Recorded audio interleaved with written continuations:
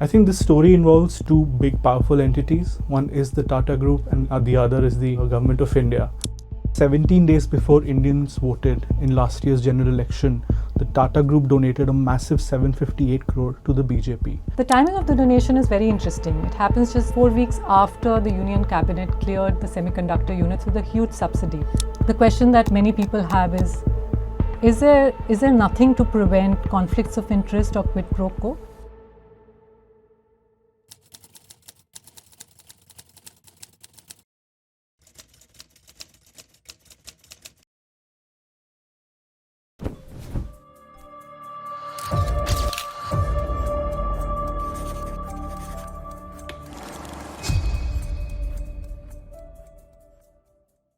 Last year, when the Supreme Court lifted the veil of secrecy over electoral bonds, and we finally came to know who had paid how much money to which political party, one of the names missing from the list of corporate donors was that of the Tata Group.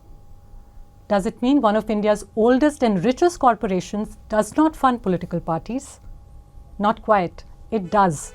And with impeccable timing, as my colleague Ayush Tiwari recently found out.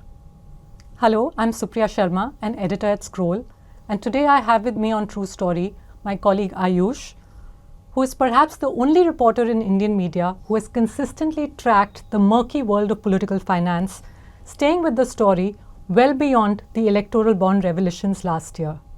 Hi Ayush. Hi Supriya. It's great to have you here. Thanks for having me. Well, many people tuning into the show have probably already seen your story on the Tata Group's donations to the BJP. But for those who haven't, why don't you give them a quick recap? The story is that 17 days before Indians voted in last year's general election, the Tata Group donated a massive 758 crore to the BJP.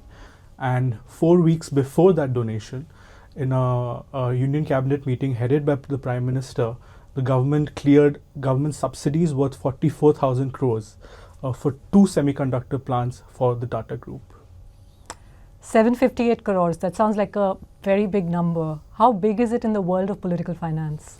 I think it's the single largest donation made by an entity to a political party in a single day. Wow, like all-time record? I think that's an all-time record because we've checked the records, the disclosures, and I can't find a bigger number than this. Did Tata Group also make donations to other parties at the same time? It also donated to the Congress party and it also donated to 8 regional parties. But the Congress party got 77 crores and these other 8 parties got 10 crore each. So if you were to calculate BJP's share in the donations made by Tata Group on one single day, how much does that come to? It comes to 83%. 83%. Well, if I remember correctly, last year when we were reporting on electoral bonds, we had done a calculation to find out what was BJP's share of all political finance, and the number had come to 58%. Which means of 10 rupees that are given to political parties, 6 go to the BJP alone. One party gets more than all other parties put together. What this means for Indian democracy, especially for the fairness of elections, it's a sprawling subject which perhaps we don't have time for. But just staying with the Tata story, why is it that a donation that's made in April 2024, we come to know about it in November 2025? Because the financial year ends on the 30th of March every year. And if the Tata Group had just donated on the 30th of March in 2024, we would have had this information last year around this time. But because it did so on the 2nd of April, that means the financial year moves on to 25. And therefore, it moves a year ahead. And that's the delay in getting this information to us. How exactly did you get this information? Did you have to file an RTI? Did you have to tap a source in the Election Commission? How did this happen? Anyone can access this information. It's public on the Election Commission's website for every trust, every donor, every year in the last decade. Whatever penny they donated to the political party, it's all public. Well, Ayush, if this is publicly available information, the question that most people might have is, why was this information not in the next day's newspaper or on TV? Why didn't they come across this elsewhere? I think this story involves two big powerful entities. One is the Tata Group and the other is the Government of India. And both of them also happen to be big advertisers in media.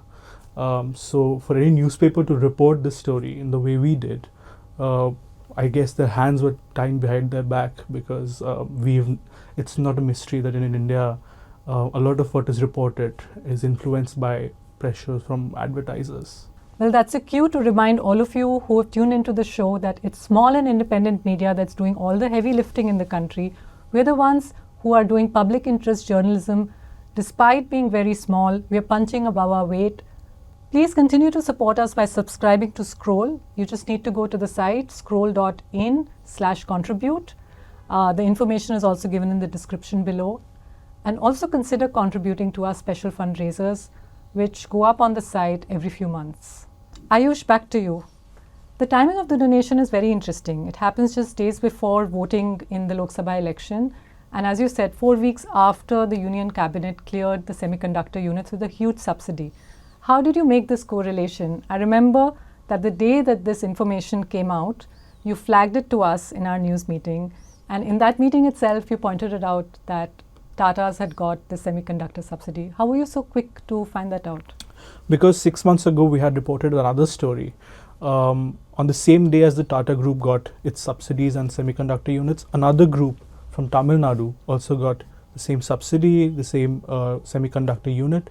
And that group had paid the BJP 125 crores 3 weeks after they got clearance from the cabinet.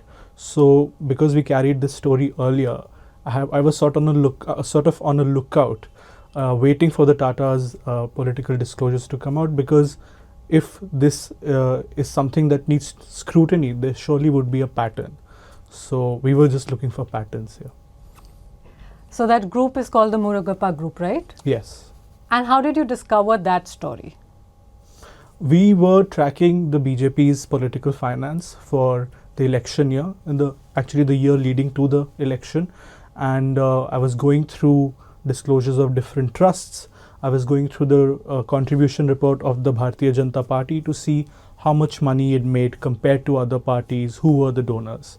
And in that process, we sort of zeroed in on certain specific donors, and that led us to the Murugappa Group, and then eventually that led us to the Tata Group.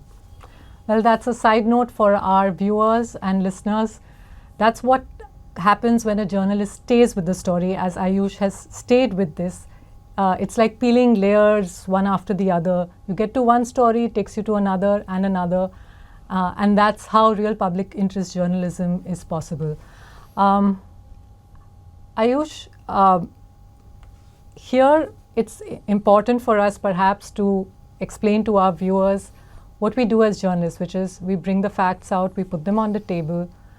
In the interest of fairness, we give all parties concerned a chance to respond. And surely we did that with these stories too, right? Yes, we reached out to the Tata Group, we reached out to the Government of India, even other firms who find passing mentions in our story. We've written to all of them, the individual Tata firms, the other firms that got subsidies for semiconductor units. Everyone was sent a questionnaire days before we published. And there was radio silence, or did you get a response? We did not hear from any of these parties before the story was published and since the story has been out. Well, readers of course are drawing their own conclusions. I posted your story on social media, and one of the users quipped that this amounts to 58 times return on investment, better than the stock market. Well, the point being that many who've read your story have said that there's a strong whiff of quid pro quo here. As a reporter who's very closely looked at political finance, are you surprised?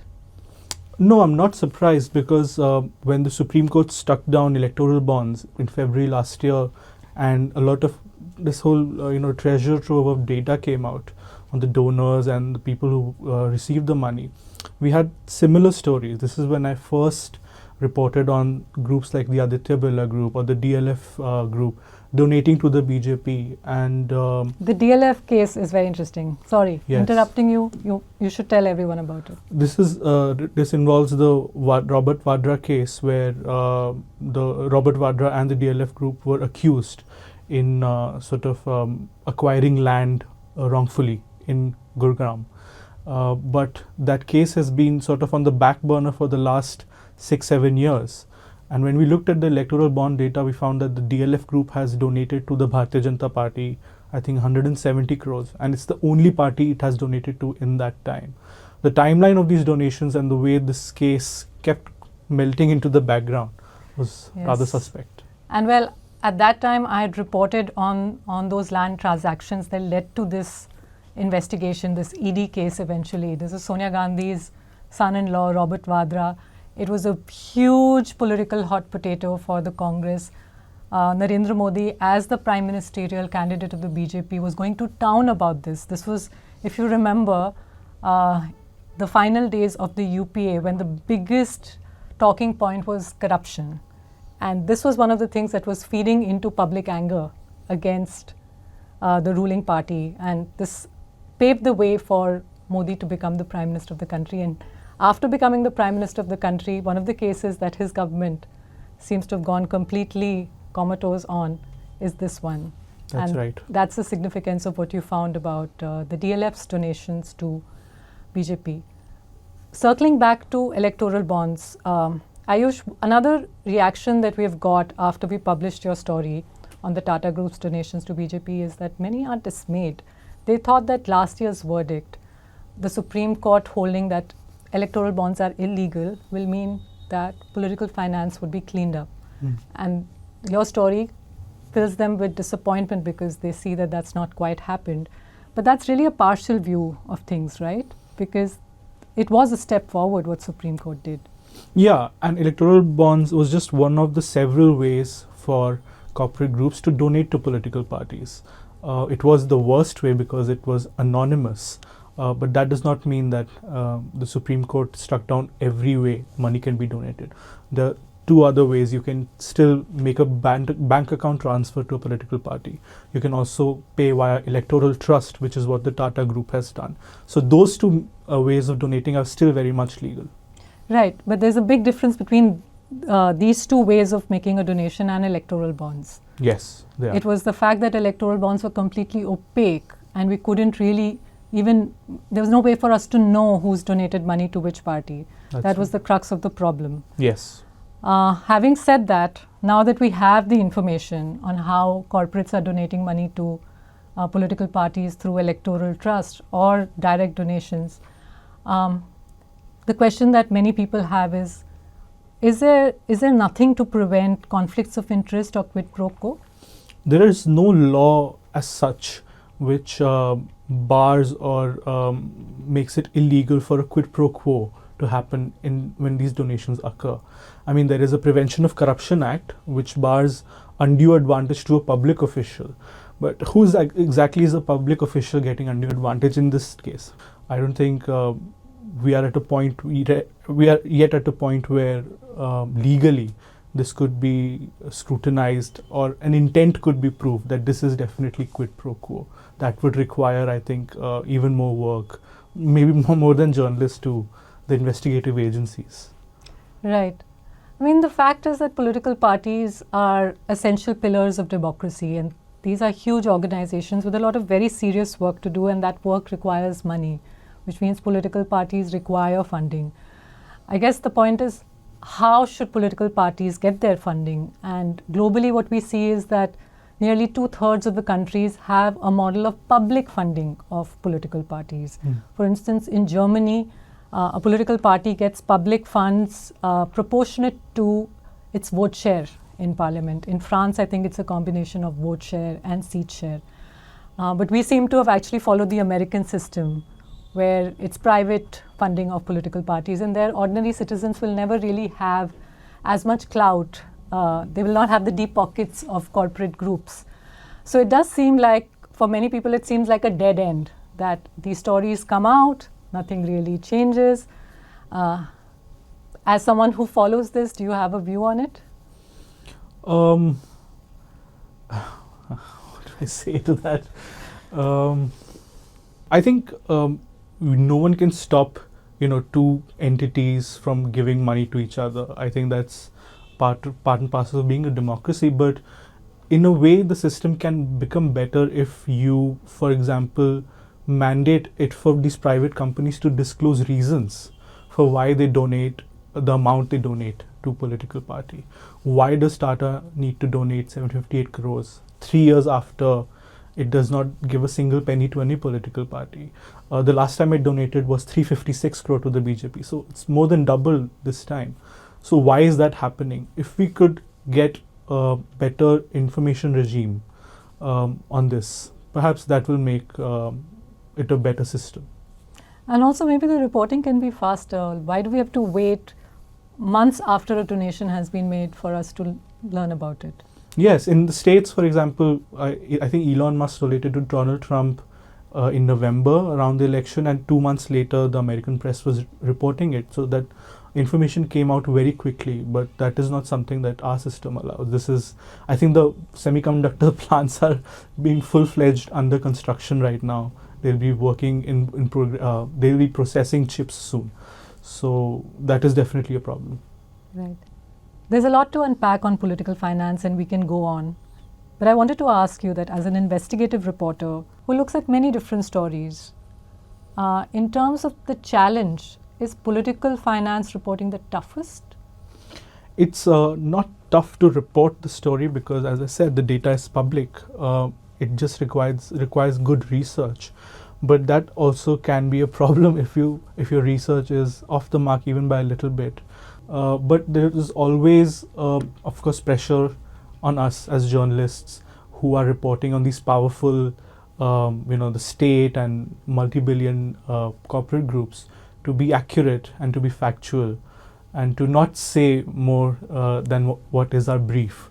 So I think we have to be much more careful when we do these stories, and that is, I think, good for any newsroom because it makes us double check everything as we do at Scroll. Right. I mean, again, to add my 2 bits here, as an editor who's, again, edits a lot of the investigative work that you and others in the newsroom do, often this is very easy for us to publish because we have all documentary evidence. Unlike several other stories where we have to go to considerable lengths to be able to find all the material, to corroborate, to triangulate, etc., etc. But the question really is that why aren't we seeing more stories about this? Right. I mean, you have at least a section of independent journalists on the internet who have picked our stories and made videos analyzing it, talking about it. And in a way, our stories have traveled farther and wider because of their analysis. So I suppose there are a few journalists who still do that in the independent media space, but yes, the big news channels, the big newspapers are still to take the cue. Right. Ayush, those who follow your work know that you've consistently also tracked questions about electoral fraud. You've been to the ground when there have been reports of malpractice. Last year during the Lok Sabha election, you went to constituencies in Uttar Pradesh where voters were complaining of vote suppression. They said that they were actually physically prevented from going to the polling booth to vote. And this year you used data to back up those voter testimonies in one UP bypoll, the Kundarki bypoll. So that's a theme that you've stayed with, just the way that you've stayed with political finance. How are these two connected? They're connected because we say that all elections in democracy should be free and fair. So when we speak about political finance being skewed towards one political party, that shows that elections in India are increasingly not so fair. But as me and Aryan reported on the Kundarki story on voter suppression, then it also shows that elections are probably not as free either if voters are not being able to reach the booth. But at both ends of these stories is like one institution that we try and report on more and more, is that's the Election Commission of India. And as we see even in the ongoing winter session, again, the whole SIR exercise is under scrutiny. So we do our best as a newsroom to keep up